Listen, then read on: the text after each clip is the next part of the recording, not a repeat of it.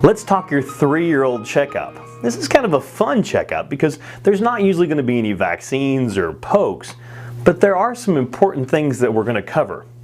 But let's start off in the beginning. What's going to happen? Well, when you get there, as always, they're going to weigh and measure your child and plot them on the curve to make sure their growth parameters are going well.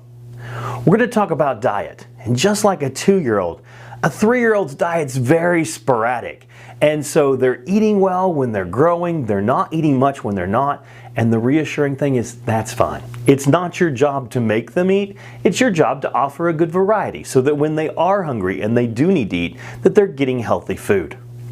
Development is expanding at an ever-quickening pace. Their speech is just exploding. At 3 years old, at a minimum, they should be putting 3 to 5 word sentences together, and you should be understanding at least 3/4 of what they say.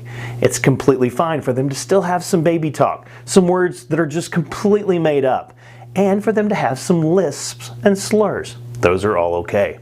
A 3-year-old has an active imagination, and it's not unusual for them for this next year or so to have some imaginary friends and maybe make up some stories. That's okay. This is their imagination going wild, and that's what you're supposed to encourage. Their development as far as motor skills is going, they're climbing, they're jumping, they're probably getting hurt. This is when a lot of times we see some broken bones from them jumping out of swings and taking risks that they shouldn't, but that's all part of childhood. But probably the most important thing about 3, especially now, is starting to get them ready for kindergarten.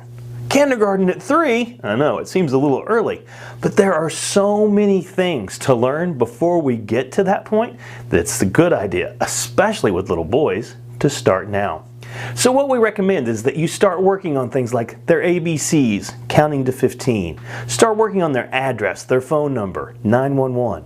How to cross the road, strangers, traffic lights, how to write and spell their first name. And this is one of the ages that's one of my favorite to start doing swimming lessons.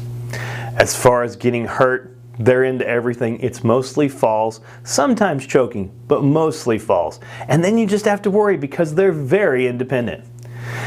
This is also temper tantrums. They're very independent. They want everything their way. There's a lot of miscommunications. If you as a parent just step back when these temper tantrums are starting to escalate and realize that the problem is communication, that they're getting frustrated because they think you should be doing what they want you to do and you're not understanding, so they get frustrated and get mad. Try and not match that temper for temper. Try and calm down, approach them rationally, figure out what's going on. If you don't want them to do something, offer some alternatives and things will get much better. And so those are the things that we look at and you need to work on at 3.